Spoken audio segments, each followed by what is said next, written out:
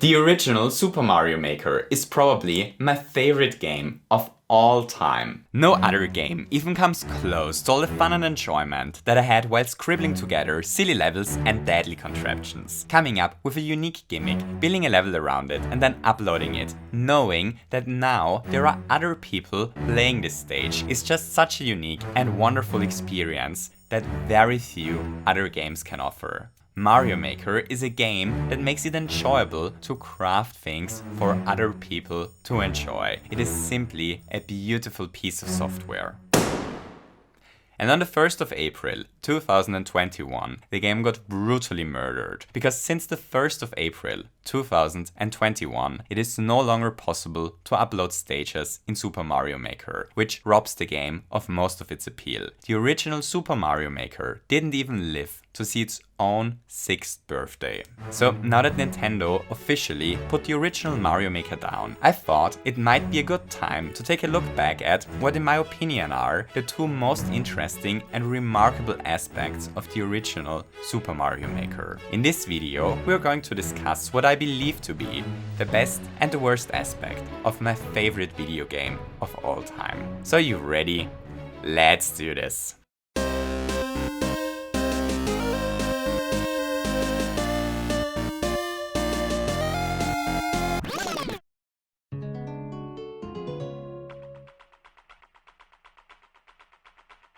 I remember the exact moment when I fell in love with the original Super Mario Maker. I was tinkering around with a Zelda dungeon themed stage and I wanted to have the stage begin in front of the entrance to an ancient, huge sunken temple. So I wanted to add a small puzzle that our S-Link cosplaying plumber has to solve in order to gain access to the temple. And this confronted me with a problem. See, all of this happened only a couple of weeks after Mario Maker released. The game didn't even have keys back then. The problem that I was facing was, how in the name of all the fuzzy gods am I supposed to build a door mechanism using only bullet bills, Koopas and Munchers? I am aware of how ridiculous this sounds given the knowledge that we have nowadays about this little gem of a game, but back then this seemed to be an unsolvable problem to me. Until I made a fascinating little discovery that truly made me fall in love with the game. I realized something amazing. I realized that bob arms get ignited when they come in contact with any fire source in the game, including lava bubbles. This was exactly what I was looking for. See, if we somewhere hide a bullet bill containing a lava bubble and then close the entrance to the stage with a bunch of roofless bob arms, then with a closed door that only opens once we explore a bit and find the bullet blaster. Hooray, it's a door mechanism. But that's not all. The simple discovery that bob arms get ignited by every single fire source in the game was actually such a revolutionary breakthrough that it allowed me to design dozens of puzzles and several stages just around this gimmick. Puzzles where we have to escort a fireball that Bowser Jr. spit across a room. Puzzles where we have to manipulate the direction a piranha plant shoots at. Puzzles around finding ways to position a bullet blaster, around triggering a hidden block in order to open a new path, and around escorting bob arms towards fire sources far away. Heck, even puzzles where we have to lead flying bob arms into jumping lava bubbles. And these are just puzzles. We can also use this mechanic to design timers and traps and to read out Mario's horizontal position, to entrap our plumber in a room, or for mini games built around the fire flower power. The simple discovery that bob arms get ignited when they come in contact with any fire source just opened up a million different ways to design cool levels, contraptions and puzzles in an instant. Minecraft and Terraria are two games that have a lot in common on the surface. Both games started out as small indie titles. Both games are among the best-selling video games ever made. Both are about exploration and crafting, about building our own base, about designing crazy contraptions, and both are among my favorite games ever made. Yet if we take a deeper look at both of those games, then we can see that there is something that makes both of them fundamentally different. Minecraft is this open-ended game about building cool stuff and fancy tech just for the joy of doing so. Minecraft is a sandbox. We set ourselves goals and then we work towards our own objectives. Terraria, on the other hand, is a game deeply driven by progression. In Terraria, there is usually always a boss fight to prepare for. There is a clear order of events that unlocks new areas and new gear. The game is much more linear, much more objective driven than Minecraft is. Terraria is all about overcoming objectives which the game throws at us, while Minecraft is all about setting our own objectives. In Terraria, building beautiful bases or fuzziful contraptions is a cool bonus, but in Minecraft it is the main appeal of the game. And good that it is like that, because at least I enjoy it much more to build a contraption or a fancy base in Minecraft than I enjoy doing it in Terraria. And this is where this hopefully gets interesting. Because why do I find it so much more enjoyable to build something in Minecraft? Terraria has about 1,000,000 times more different building options than Minecraft has. In Terraria, there are hundreds of different block types. We can individually color most things. We can slope each and every single block we put down. And the game features a seemingly endless amount of decorative items. There are probably more different versions of torches in Terraria than there are sources of light in the entirety of Minecraft. Yet even though Terraria offers so many different options, at least I absolutely prefer building in Minecraft.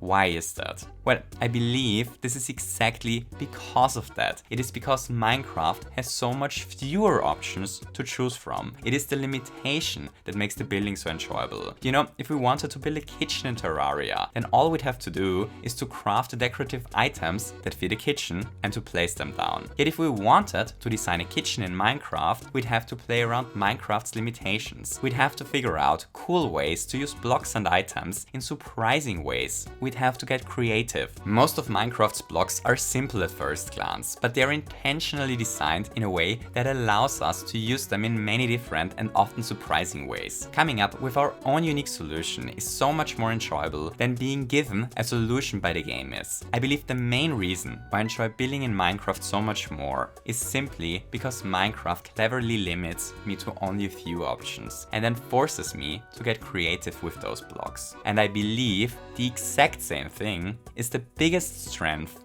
of the original Super Mario Maker. See, at first glance, Super Mario Maker offers incredibly few different options. All that there is are a bunch of enemies, blocks, power-ups and gizmos. At first glance, our options appear to be very limited, but I believe it's exactly those limitations that make the game so enjoyable. Those limitations are the reason why building a level in Mario Maker feels like playing a game and not like creating one. The thing is, creativity needs limitation. It may sound a bit paradoxical, but for most people it is actually easier to come up with cool and unique ideas if their options are limited. We just have an easier time to rearrange already existing assets into something unique than with creating something entirely new out of thin air. And the level editor in the original Super Mario Maker truly understands this. Super Mario Maker only features very few, very simple items. There are only 60 different elements in the game. All our options fit into a single menu. On the surface, everything is kept extremely limited and simple. But holy fuzzy, do those 60 items interact with each other. Every solid entity triggers P-switches. Every shell activates everything it touches. Almost every item goes into bullet bills, like key to clouds and block entities. Every enemy can be stacked on top of other enemies. Everything that hits a node block activates it. Almost every enemy can be made bigger by feeding them a yum yum mushroom, and Bob Arms get ignited by every single fire source in the game. Super Mario Maker is an incredibly complex game. It is possible to build calculators in it, to do basic logical arithmetic. It is possible to replicate binary storage and to craft turn-based combat systems. But the reason all of this is possible isn't because Nintendo intended for those things to be possible in the first place. All of this simply is possible because Nintendo made sure that everything in the game interacts with everything. Mario Maker's complexity lies in the interaction of simple things. Take the following example. A boo chases us if we look away. A P-switch activates if a solid entity pressures it. A muncher is a solid entity and an enemy. Every solid entity is able to carry items, and every enemy can be stacked on top of other enemies. Finally, every entity that runs into a sideways spring gets pushed away. All of those are incredibly simple rules. Yet if we understand how all of those work together, we can create a contraption that transforms the floor into shiny yet deadly coins as soon as our plumber turns around. A highly complex mechanism. The complexion in Super Mario Maker comes from many simple rules that affect very simple objects. When Nintendo designed Super Mario Maker, they understood that a game about level creation requires two things to be fun to use. On the one hand, it requires very few options that limit us at first glance and make sure we aren't overwhelmed, while it requires tons of interesting mechanics between the different objects that we can discover while playing the game. Finding out things like that bob arms always ignite when they come in contact with fire actually is the game in Super Mario Maker. In my humble opinion, this is the most brilliant thing about the original Super Mario Maker. The game is incredibly approachable and simple on the surface, yet it offers an insane amount of depth below. This is what truly differentiates Super Mario Maker from other level editors. Creating a unique level in Super Mario Maker is a game of exploring the game's systems in and of itself. Everything in the game has a purpose that is bigger than its purpose. The creation side of Super Mario Maker is simply brilliant and unmatched in its simplicity and complexity by any game I've ever played up until today. My favorite thing about Super Mario Maker is how its whole design just brilliantly allows for unique and interesting stories, levels, contraptions and mechanisms to emerge. But for whatever reason, this seems not to be what Nintendo originally envisioned.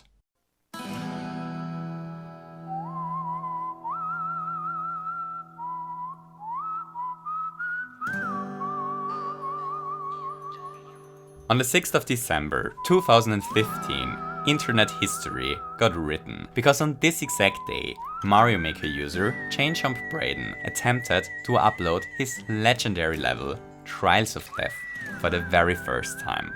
And it shouldn't be his last attempt. Trials of Death is among the absolutely most absurdly difficult Super Mario Maker levels ever made. The stage features several minutes of ridiculously sadistic and insane queso platforming. Uploading the stage not only requires the player to perform almost all of the most difficult Mario Maker tricks, it actually asks us to perform all of them flawlessly in a row, over and over again. It's utter insanity. And thus, in 2015, ChainChompBraden set out to prove to the world that it is in fact possible to upload Trials of Death. It took him years of grinding and over 1,000 hours of failed attempts until he finally made it to the final section of the level in August of 2018. But sadly, he failed the final jump. In the summer of 2019, Super Mario Maker 2 released, but ChainChompBraden continued to grind Trials of Death. By 2021, he had attempted to upload the stage for over 5 years and for thousands of hours, yet he still hadn't managed to touch the famous final goal X once. And then Nintendo suddenly announced that they are shutting down the ability to upload courses before Super Mario Maker even turned 6 years old. Trials of Death will never get uploaded. Nintendo shut down the game, even though there was still a very active community playing the original.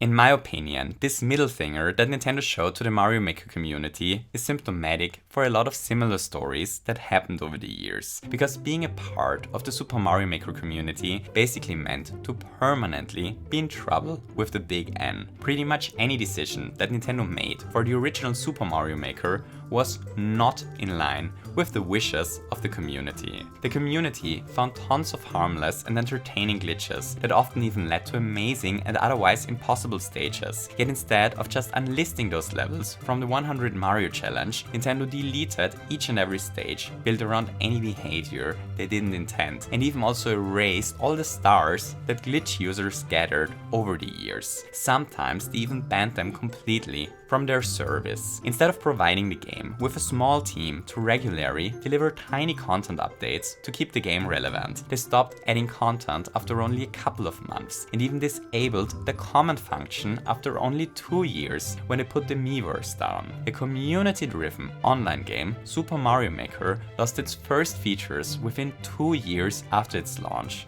just because of a lack of support on Nintendo's side. Instead of acknowledging that there are people out there that are able to beat queso stages that are beyond difficult, they permanently pretended that this aspect of Super Mario Maker just doesn't exist. They acted as if it wasn't one of the by far biggest draws to the game. To make matters worse, they actually even regularly patched out insanely cool queso tech, instead of carefully developing the game together with the community into a direction that makes sense. Nintendo often shadow dropped patches that completely changed important mechanics overnight and didn't even provide patch notes. Every time Nintendo did a hotfix, the whole community had to come together and to test the game for hours to no end in order to find out what mechanics still worked. And instead of highlighting and acknowledging great community members, they often actively worked against them. There are so many great streamers out there that had their levels deleted. Tons of the best creators in the game lost all their stars overnight for using mechanics that we actually thought were intended, and some of the most active community members trying to keep the game alive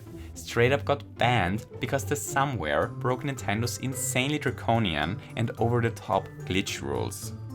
The worst aspect of the original Super Mario Maker isn't part of Super Mario Maker the game. It is what Super Mario Maker could have been if Nintendo weren't Nintendo.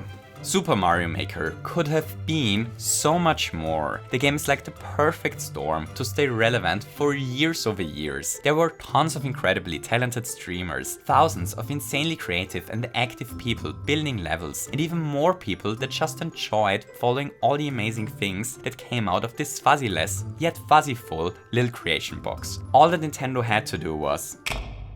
well, honestly, it was to do nothing. A couple of months ago, Nintendo announced that they are currently working on Splatoon 3, and this really got me to think about how Nintendo thinks about their online and community-driven games. Splatoon 2 isn't even 4 years old. There is still a very active community out there playing and enjoying the game, yet they are already announcing a sequel. They prefer it to build a completely new Splatoon game over supporting the existing one, and I think that says a lot about how Nintendo thinks about their online games. Because I believe they approach those games the exact same way they go about a mainline Mario game. They develop it, they patch a couple of problems, they add a new gimmick or two after a couple of months for a second marketing push, and then they go on to the next project. And you know, for a mainline Mario game, that's a great approach, but for a game like Super Mario Maker, that's kind of insane. A game like the original Super Mario Maker needs two things to truly flourish. It needs a decent community management that at least doesn't actively work against the people enjoying the game, and it needs small content add-ons every blood moon. Yet Nintendo managed to do neither. In 2018, Guinness World Records awarded ChainChompBraden the world record for the longest time trying to beat a single Super Mario Maker level. By this time, Nintendo already had killed off Miiverse and hadn't added content to the game in years. Yet around this time, the original Super Mario Maker actually was at the height of its popularity. If you were to ask me what the most exceptional thing about the original Mario Maker is, then I'd say it's exactly this. It is for how long the community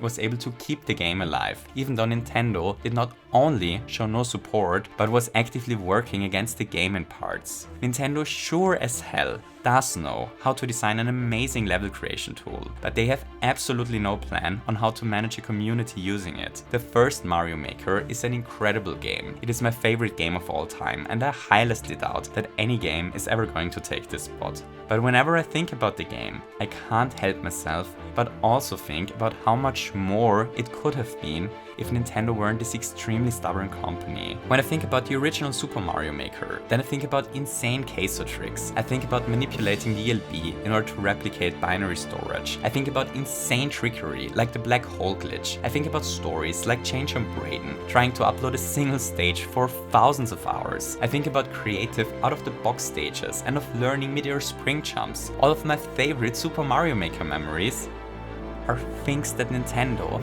never really acknowledged as part of the game.